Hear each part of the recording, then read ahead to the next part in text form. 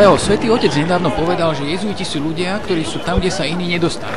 Ty ako vedúci slovenskej redakcie Vatikánskeho rozhlasu si sa rozhodol bežať v Ríme maratón. Má to s tým niečo spoločné? Nuž, ako povedal aj náš nový páter generál Adolfo Nicolás, jezuiti sú ľudia, ktorí sú postavení alle frontiere, teda na hranice. No a mám pocit, že naozaj je to moment istých hraníc.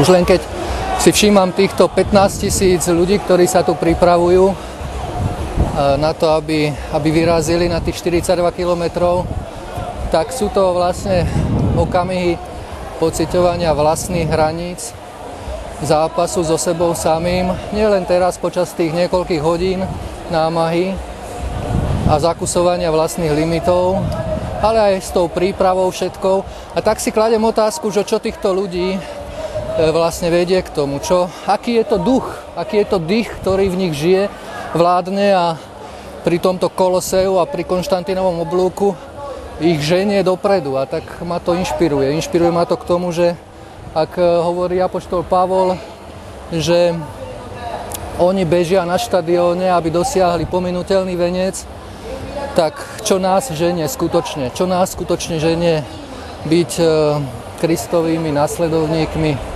byť jezuitmi, byť misionármi, evangelizátormi, dať svoj život, to najcennejšie, čo máme, tie najkrajšie a najsilnejšie sily v nás, dať do služby tomuto svetu. Leo, aké sú tvoje skúsenosti s dlhými tráťami? Teraz odbočím tak konkrétne športovo. Viem, že si sa venoval aj bežeckému lyžovaniu. Ja vidím, že má zmysel pre humor, no zatiaľ nemám žiadne skúsenosti. Mal som, keď som mal 18 rokov, to je 22 rokov dozadu, som skončil svoju športovú kariéru. Vtedy som bežal 10 až 15 kilometrov na bežkách. Maratón je niečo úplne nové. Nemám žiadnu skúsenosť, nemám vôbec ideu, či vôbec budem schopný to urobiť.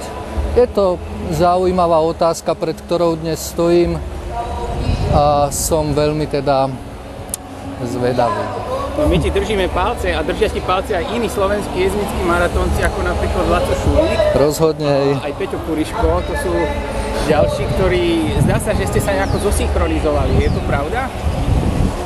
Tak, zosynchronizovali. Máme spoločného ducha, no darmo. Svätý Ignác nás vedie nás na hranice, vedie nás dopredu, vedie nás k magis, tak každý podľa svojich možností a schopností. Dobre, Leo, radi si ťa vypočujeme aj po skončení tohto preteku. No. Budeme držať palce. Ďakujem.